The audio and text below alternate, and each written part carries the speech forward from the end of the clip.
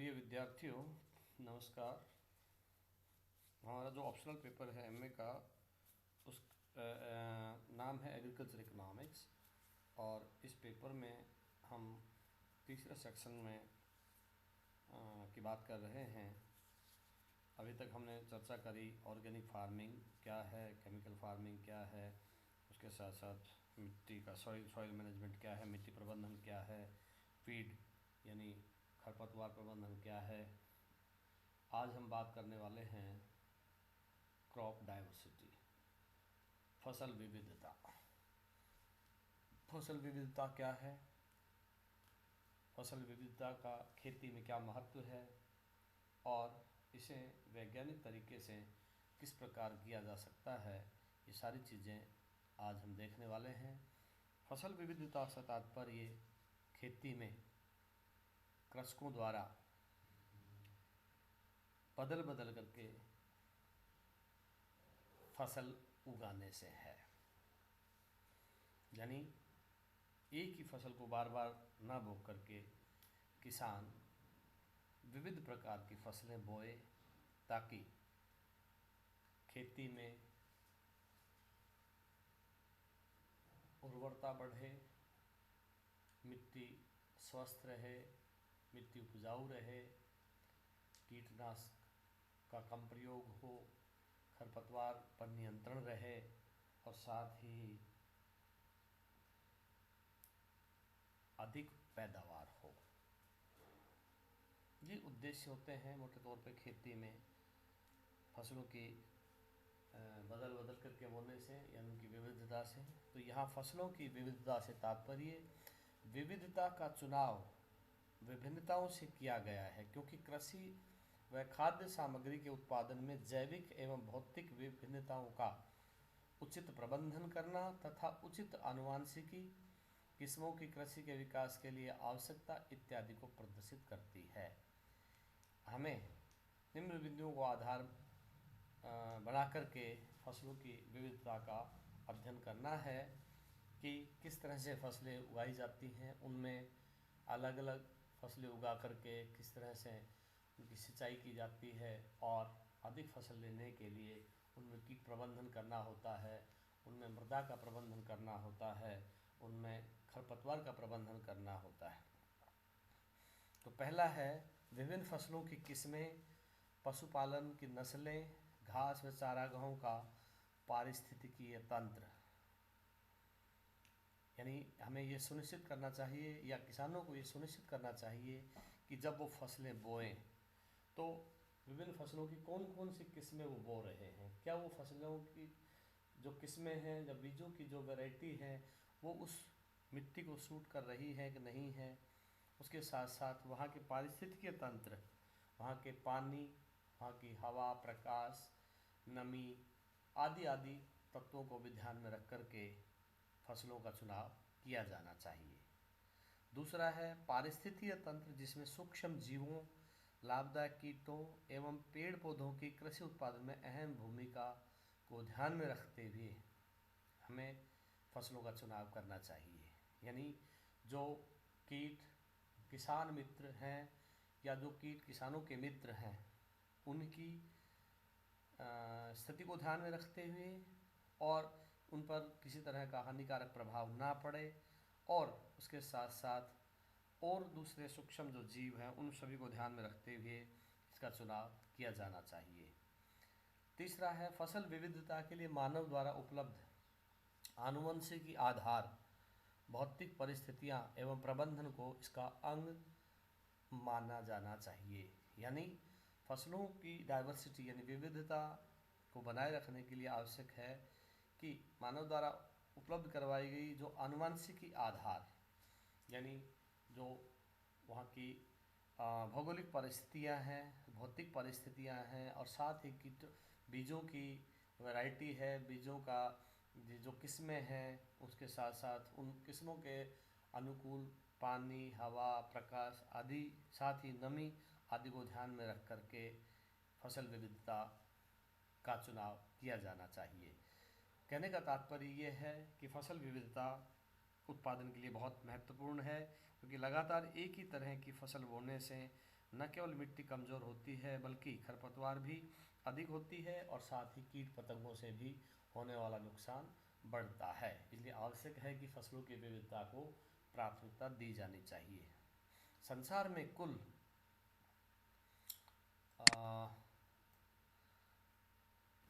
2,70,000 उच्च पादपों की प्रजातियों में से मात्र 7,000 प्रजातियों का उपयोग ही कृषि के लिए किया जाता है। यानी कुल जो उच्च पादपों की संख्या है उसका मात्र 2,70,000 में से सिर्फ 7,000 प्रजातियों का उपयोग होता है। इनमें भी गेहूं, चावल और मक्का को अधिक ऊर्जा प्राप्ति का स्रोत माना जाता है। इसलिए 50% से अधिक लोग जीवन यापन के लिए इनका उपयोग करते हैं। मांस एवं मछली को भी ऊर्जा का अच्छा स्रोत माना गया है। वह भी चारागाहों एवं वनस्पतियों पर निर्भर करता है। यानी फसलों की विविधता में न केवल फसलों और उसके जो इनपुट्स हैं उनका ही ध्यान रखा जाता है, बल्कि पशुपालन से संबंधित वनस्पति जो वहाँ उगाई जाती है उनसे संबंधित चीज़ों का भी ध्यान रखा जाना चाहिए। फसल विविधता को परिभाषित करना कठिन है, किंतु इस संदर्भ में अंतर्राष्ट्रीय कृषि एवं खाद्य संगठन FAO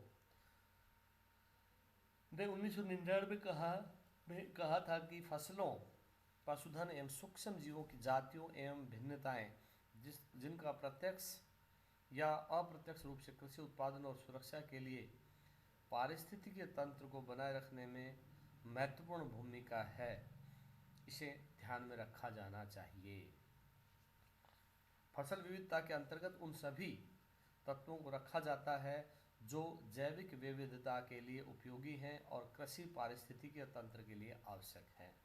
यानी फसल विविधता में जैसा मैंने पहले कहा कि केवल फसलों पर ध्यान नहीं दिया जाता है, बल्कि वहाँ की आसपास की जो पारिस्थितिकीय तंत्र की जो विशेषताएं हैं, वहाँ पर रहने वाले जीव हैं, वहाँ पर रहने वाले जो जानवर हैं, वहाँ रहने वाले पक्षी हैं, वहाँ उपलब्ध पानी है, हवा है, प्रकाश है, नमी है और अन्य वनस्पतियों को भी ध्यान में रखा जाना चाहिए। तभी फसल विविधता या क्रॉप डाइवर्सिटी को अच्छे से लागू किया जा सकता है। और यह न केवल उत्पादन के लिए उपयोगी है बल्कि साथ ही मिट्टी की उर्वरक क्षमता है उसको बनाए रखने में भी इसका बहुत महत्वपूर्ण योगदान होता है। फसल विविधता के अंतर्गत उन सभी तत्वों को रखा जाना चाहिए, जैसा पहले कहा है, जो जैविक विविधता के लिए आवश्यक हैं और साथ ही कृषि की पारिस्थितिकीय तंत्र के लिए भी आवश्यक हैं। फसल विविधता के मूल तत्वों में आनुवंशिकी तत्वों की उपलब्धता को कृषि एवं खाद्य के लिए आधार रूप से चुना गया है। इसके साथ ही जैव विविधता को रखा गया है जिसमें पारिस्थितिकीय तंत्र आता है। तीसरे स्थान पर अजैविक कारकों एवं कृषि प्रबंधन को शामिल किया गया है। यानी फसल विविधता में इन सभी तत्वों का ध्यान रखा जाना चाहिए। फसल विविधता का क्या महत्व है ये भी बहुत ज़रूरी है, क्योंकि जैसा मैंने कहा कि इसका न केवल कृषि उत्पादन बढ़ाने के लिए ही महत्व है बल्कि मृदा की उर्वरा क्षमता को बढ़ाने में भी इसका बहुत अधिक योगदान होता है। खरपतवार के नाश करने में भी इसका योगदान होता है। साथ ही कीटनाशकों के उचित उपयोग को भी ध्यान में रखा जाता है। तो फसलों की विविधता का क्या महत्व है, जिसमें पहला है खाद्य एवं जीविकोपार्जन सुरक्षा का आधार विकसित करने की कड़ी माना गया है। यानी फसल विविधता को खाद्य उत्पादन और लोगों के जीविकोपार्जन उनकी सुरक्षा का आधार फसल विविधता को माना गया है। फसल विविधता से सभी लोगों को विशेषकर किसानों को खाद्य उत्पादन करने में बहुत मदद मिलती है और साथ ही दूसरे वर्गों के लोगों को भी जीविकोपार्जन में उसमें उनकी सहायता होती है, उनको मदद मिलती है। फसल विविधता को किसानों के द्वारा उनकी आवश्यकताओं में जैव विविधता से बदलाव किया जा सकता है। यानी दूसरा जो महत्व है वो ये है कि फसल विविधता के द्वारा किसानों की खेतों में जो जैविक खाद संबंधी विविधताएं हैं, उन विविधताओं में भी बदलाव संभव होता है। तीसरा महत्व है अंतर्राष्ट्रीय स्तर पर कृषि एवं खाद्य के लिए आनुवांशिक सामग्री उपलब्ध होती है। चौथा महत्व है विभिन्न फसलों की जातियों एवं किस्मों में विविधता लाई जा सकती है इस फसल विविधता से। पांचवा महत्व है जैव विविधता एवं फसल विविधता की आवश्यकताओं के लिए जीन बैंक स्थापित किए जाने चाहिए। या जीन बैंकों की स्थापना से भी फसल प्रबंधन में, मृदा प्रबंधन में, कीट प्रबंधन में और साथ ही खरपतवार प्रबंधन में बहुत अधिक मदद मिलती है।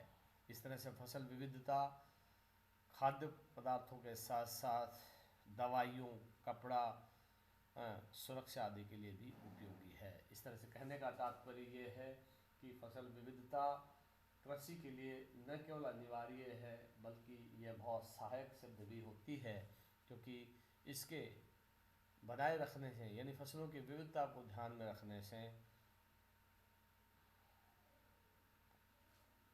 कृषि उत्पादन अपेक्षित स्तर तक बढ़ाया जा सकता है, फसलों में वैरायटी लाई जा सकती है।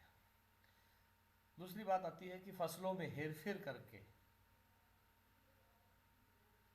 भी फसल की विविधता को अपनाया जा सकता है। फसल में हेरफेर फसल चक्र के हिसाब से ही चुना जाता है। फसल में हेरफेर फसल चक्र से मतलब यह है कि चुनी हुई फसलों को एक के बाद दूसरी निश्चित क्रम में ही एक निश्चित अवधि तक उगाना। नियोजित फसल चक्र के अनेक लाभ हैं, जिनमें मुख्य रूप से भूमि की उर्वरा शक्ति में ह्रास में कमी आती है। जैसा पहले भी चर्चा हो चुकी है कि यदि हम फसलों को विविधता को ध्यान में रखते हैं, फसलों को हेरफेर करके बोते हैं, तो उससे न केवल जमीन की उर्वरा शक्ति वो प्रभावित होती है, साथ ही मृदा क्षति से भी बचाव होता है। मिट्टी में नुकसान होता है या मिट्टी खराब होती है, मिट्टी प्रबंधन में उसमें मदद मिलती है। तीसरा है श्रम का उचित उपयोग होता है, वो भी उचित उपयोग संभव होता है। चौथा है रोग व कीड़ों से बचाव होता है। फसलों में विविधता को अपना करके न केवल रोग और कीड़ों से बचाव संभव है बल्कि अधिक उत्पादन करने के लिए भी स्वस्थ बीजों से स्वस्थ फसलों को सुनिश्चित किया जाता है। साथ ही भूमि के सभी क्षेत्रों के पोषक तत्वों का उपयोग भी फसल विविधता के कारण संभव हो पाता है और साथ ही फसलों की गुणवत्ता एवं उपज में बढ़ोतरी के माध्यम से फसल उत्पादन अधिक सुनिश्चित किया जा सकता है।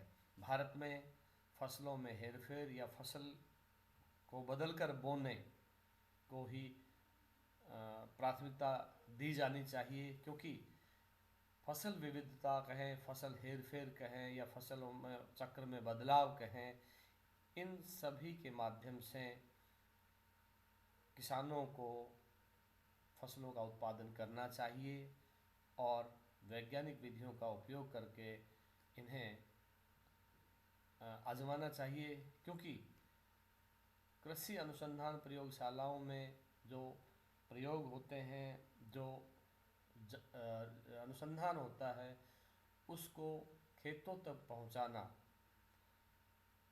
इसलिए आवश्यक है कि उसके द्वारा किसानों को न केवल अधिक उत्पादन के लिए प्रेरित किया जा सकता है बल्कि साथ ही फसलों की विविधता के लिए भी उन्हें तैयार किया जा सकता है। इसके लिए जागरूकता फैलाए जाने की आवश्यकता होती है।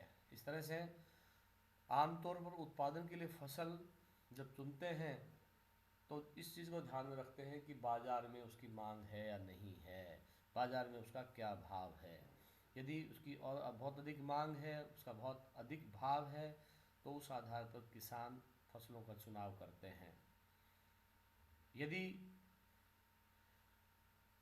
किसान फसलों का चयन करते समय भूमि की उर्वरा शक्ति, उसका सारांश, पीएच मान जिसको कहते हैं, रोग व कीट संबंधी इतिहास, सिंचाई, श्रम आदि सुविधाओं को ध्यान देना अत्यंत आवश्यक है।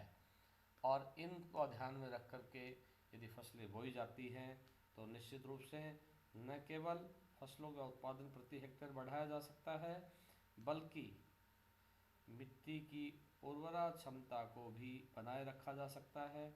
कीटनाशकों का कीट पतंगों का बेहतर प्रबंधन भी संभव हो सकता है। साथ ही जो खरपतवार प्रबंधन है वो भी आसान हो जाता है। इस तरह से कहने का तात्पर्य फसल विविधता कृषि उत्पादन का एक बहुत महत्वपूर्ण उपागम है, बहुत महत्वपूर्ण घटक है। इसको ध्यान में रखा जाना चाहिए और इसका अधिक से अधिक प्रसार, इसकी अधिक से अधिक जानकारी किसानों तक पहुंचाई जानी चाहिए, ताकि उत्पादन बढ़ने, प्रति हेक्टेयर उत्पादन बढ़ने के साथ साथ भूमि की जो उपजाऊ क्षमता है उसको भी बनाए रखा जा सके और स्वस्थ खाद्यान्नों का उत्पादन संभव हो सके। आज के लिए इतना ही। बहुत बहुत धन्यवाद।